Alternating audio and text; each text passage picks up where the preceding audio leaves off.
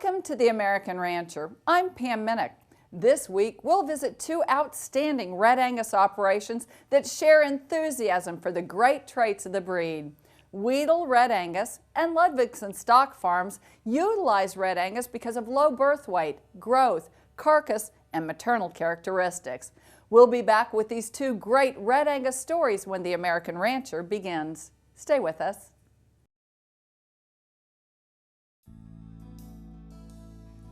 Welcome back to The American Rancher. Ludvigson Stock Farms was founded in the early 1950s in Iowa and now has ranching operations in central Montana. They have become known throughout the Red Angus breed as well as the entire beef industry for their great genetics. Today, sons Park and Ryan and their families run the operation. Ludvigson Stock Farms was developed or originated in 1954 in Iowa with my parents, Joanne and our now deceased father, Lars. And it was a traditional kind of farming operation in Iowa. It was both row crops and fed cattle, cows and calves, as well as a hog production unit. And in the middle 1970s, we began our seed stock enterprises with Simmental cattle, and have maintained that for over 40 years, even though today we would be much more known in Red Angus circles. And in 1992, my brother Park started the Red Angus operation in Iowa. We started with 15 bred heifers, and we've accumulated enough cattle over the years to today we've got over 1,000 cows in our nucleus herd. My husband and I were married in 1954, and guess what? We had our honeymoon in Montana, and at that time, his dream always was that maybe we could own a ranch out here. Some of this cattle business goes back generations. My grandfather had the champion Shorthorn bull in Chicago many, many, many years ago. We all love the cattle. Well, the boys are 11 years apart in age, so they didn't, as young boys, have a lot in common. But boy, once they both were adults, things started to go, and it's great to be out here and do what my husband wanted to do many years ago, and we're carrying on that tradition now. Today, obviously, we supply genetics throughout the country.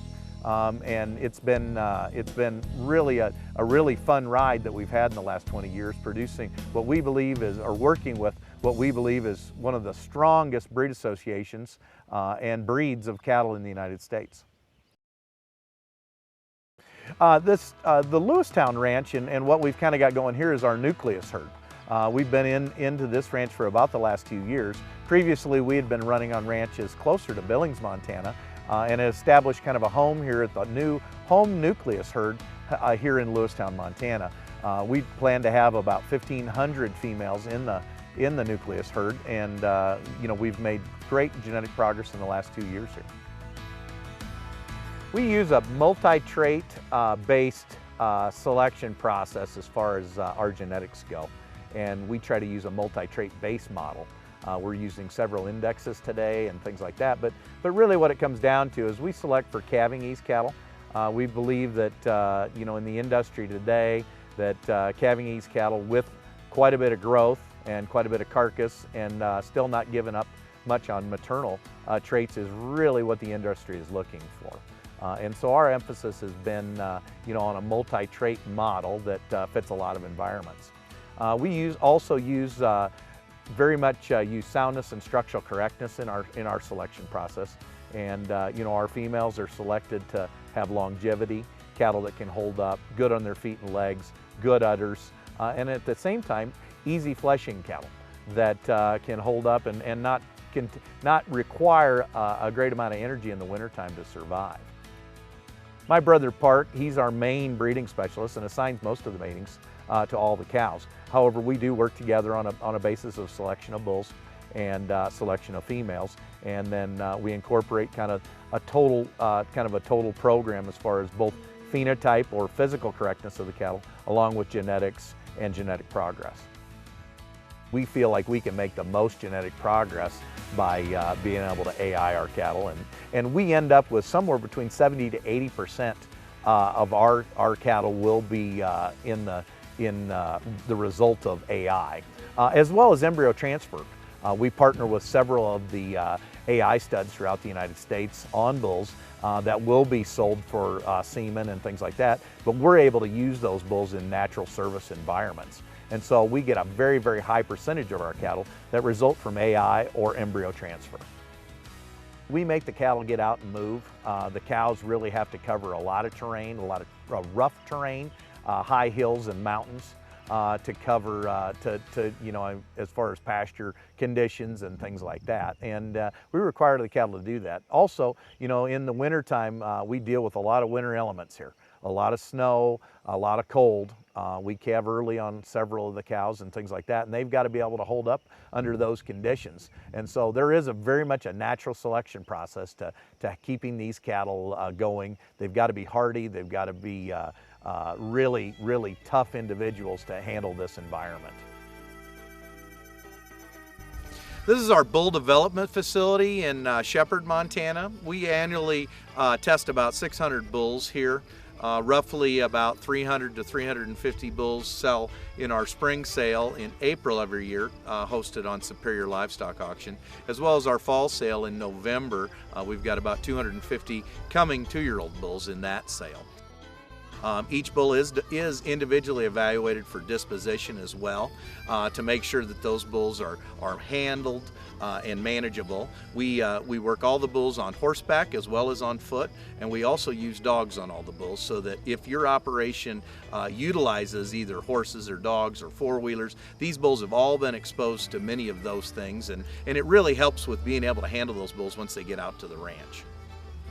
The bulls are kind of developed to gain about 3 pounds per day. Not really a high ration, it's just kind of a slow growing ration. And actually the bulls that we developed for our fall sale, those bulls are actually slated to gain only about 1.5 pounds to 2 pounds a day. And so through our bull development here, we put the bulls through lots of hurdles. We weigh the bulls every 30 days, kind of keep track of performance. We also ultrasound the bulls every spring, and then they go through a breeding soundness exam prior to the sale in March and in October, depending if it's the fall or the spring sale. And any bulls that fall out on those conditions, they're culled and you know, removed from the offering that we have. We also sell private treaty bulls throughout the year and have bulls available throughout the year, both, you know, after our spring sale and before our fall sale. Our sales are really kind of events. We try to put a seminar together. We have some hospitality for our buyers. We try to make this a real kind of event, both of our sales that we hold here in Montana. Our spring sale, we'll have a seminar the night before. We'll bring in some speakers. They'll talk about the cattle markets, about health programs. Usually we try and have some interesting speakers talking about the economics and profitability of the cattle business and kind of what you can do to help your operation out. It is a very family-oriented weekend. We have several different family members that help us and work with us, and they each kind of have their different areas as far as what they do. My wife Jenny here, she's very much involved in kind of the hospitality, making sure people feel comfortable, feel like they're well fed and well hosted. And several of our other family members are involved in the clerking and things like that as far as sale day. But we are a very family-oriented operation. You know, we do everything as a family, and just as our customers, you know, work their ranches as families. The bulls are actually sold on a video auction where each bull has been filmed previously, so that it gives our buyers the opportunity to be able to look at those bulls prior to getting to the sale and looking at the bulls live. They're able to kind of scan those bulls ahead of time on Superior Livestock. Then once they get to the sale facility, the bulls are all penned in large pens where they have the opportunity to really walk the bulls out, see how they stride out, see how athletic they are, and things like that. We then sell the bulls just like a Superior Livestock auction. We sell the bulls on television screens and things like that with their video clips, and it's organized and run just like a public auction. However, the bulls are still in their pens and things like that, which makes it very good for buyers to be able to evaluate them. Our service doesn't end on sale day. These bulls are all fully delivered, free transportation anywhere in the United States to central locations.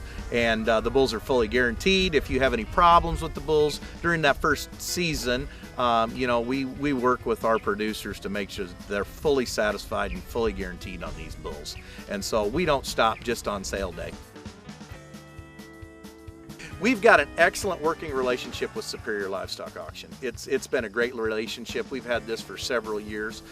We, in particular, have a great working relationship with one of their very best reps, Jim Davis, and Jim's customers. We've known Jim and his customers probably for almost 20 years now, working along with them in several different areas. And it's been a great relationship. We've been selecting the genetics. Jim's been able to market those genetics onto these really great feedlots, and you know, through that kind of whole program, we've been, you know, a part of the SPG program, and we think very highly of that program. As far as you know, we think that people can really find really good genetics. It's Superior's made it very simple for buyers to find those cattle in their catalogs, and we're really big proponents of that program.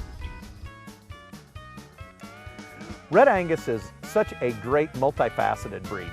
They really work in any type of environment. You know, we sell bulls not only in the West, in Oregon and Nevada and California, into a lot of Jim Davis's customers, but we also sell cattle all across the Midwest, into the South and things like that. And Red Angus cattle are really probably one of the most adaptable breeds that are out there in the industry today. Ryan's bulls, we went to Iowa. First time we used to go to Iowa and buy his bulls, and we loved the bulls, and they were from Iowa, Red Angus bulls. And I started buying them and sending them out to my customers, and a lot of them here in Jersey, and they kept saying, Jim, these are really good bulls. So I started going to Iowa, and I'd go back there and buy them bulls, and we get good bulls for a good quality price, and they came out here and we loved them, and so they hold up. Fantastic Red Angus bulls, and people are really nice. They back up them, their program up, and but anyway, the Ludvigson bulls have been working out very well for us in this desert country. So we're going to keep going. We've been using Ludvigson bulls for 6 years, and we got kind of turned on to them by Jim Davis from Superior Livestock, and they've just been outstanding bulls for us. They cover the cows well, get them bred up. They have good vigorous calves when they hit the ground that grow good, and when we turn loose of them after they're weaned, they perform just outstanding in the feedlot, on grass in the feedlot, and on the rail. So they've just been a really nice set of bulls for us.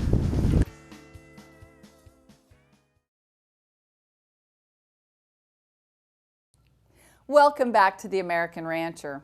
Wedel Red Angus is located in western Kansas at Leote. Frank and Susan Wedel have found great demand for their Red Angus for more than a quarter of a century. This ranch encompasses about 9,500 acres of grass, and we can run about 400 cows here. Normally these cows will stay here year-round, and in the wintertime it's a grass and cake operation. And we stockpile a little hay to feed them in case the snow gets deep, which hasn't happened lately either, but we are prepared to feed them hay if we have to, but many years we feed very little hay, and it's all grass and cake. Calve out here on the range, and these cows will come here as 2-year-olds, and the next truck ride will be the one that they'll either be sold to someone to keep them as cows or sold as salvage. Everything that we do has as that goal that animal in the feedlot, and how we can make that animal better through the genetics we sell.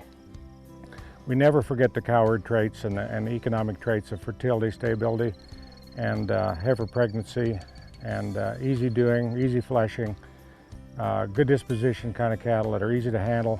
Those are first and foremost. But we also like to not stop there. And we want to make cattle that somebody can buy, and if they retain ownership in the cattle, they know they'll do well in the feed yard, and if they don't, if somebody else buys them, they'll want to come back and buy them again the next year.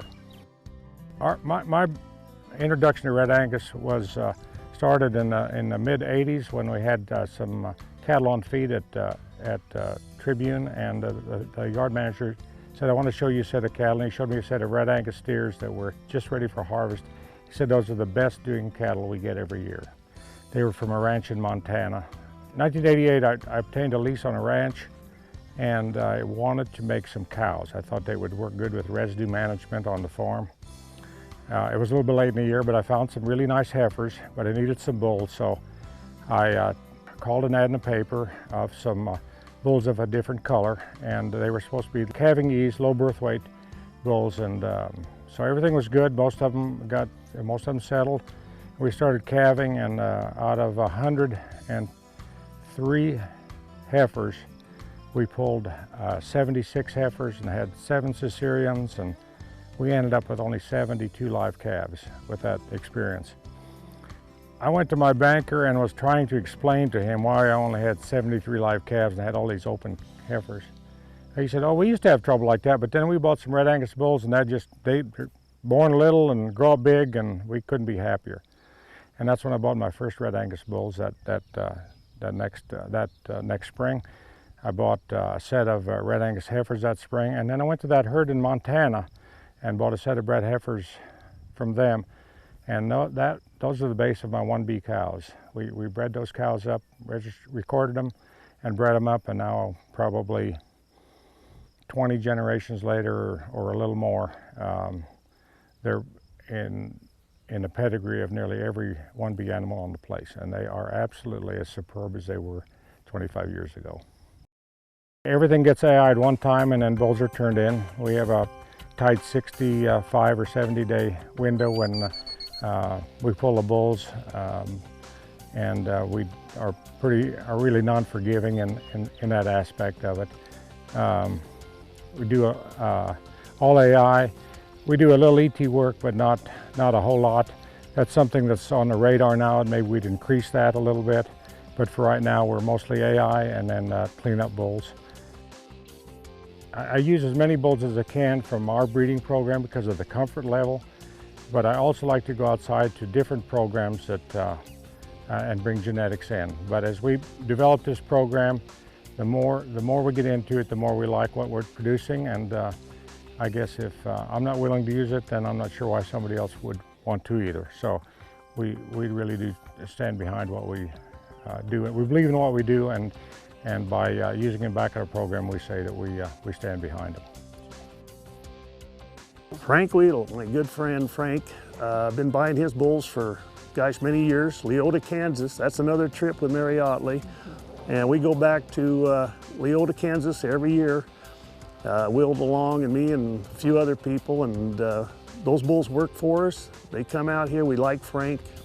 We really like Frank. And anyway, the bulls work good in this country.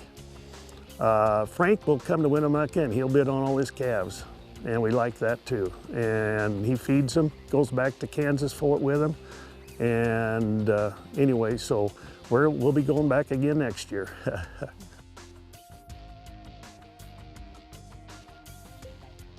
We've been buying bulls from Frank for 12 years now. I've been happy with all of Frank's bulls. Yeah, they come in good shape, and they seem to do the job. I've been real happy with them. Part of our operation is a hybrid program. You've seen some buckskin colored cows, and we have a Charolais Red Angus hybrid that we're working to develop even more. We've had great response to those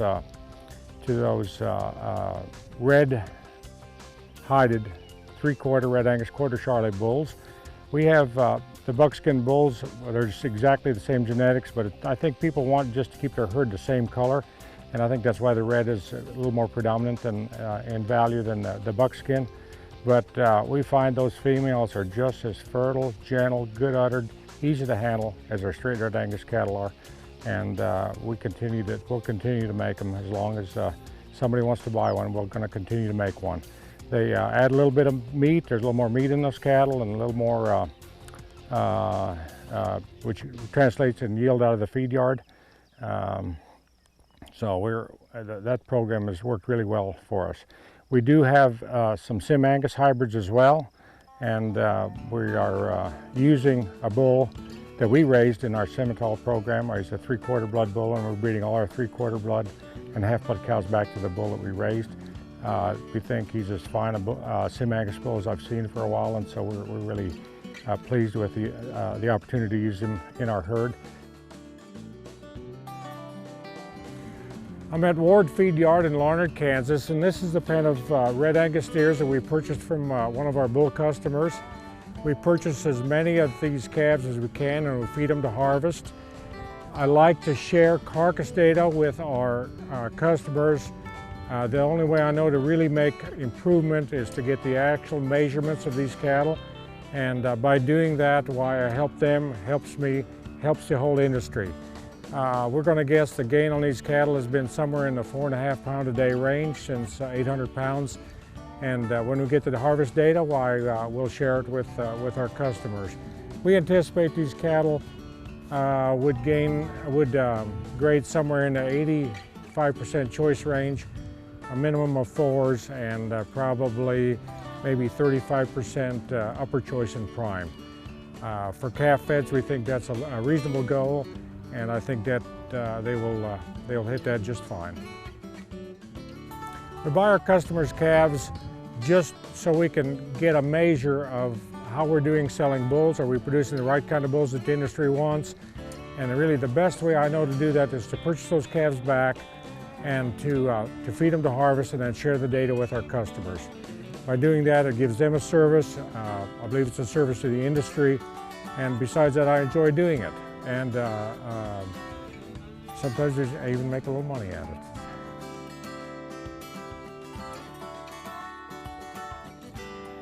Our production sale is held every year the second Tuesday of March. We'll sell about 140 Red Angus and hybrid bulls.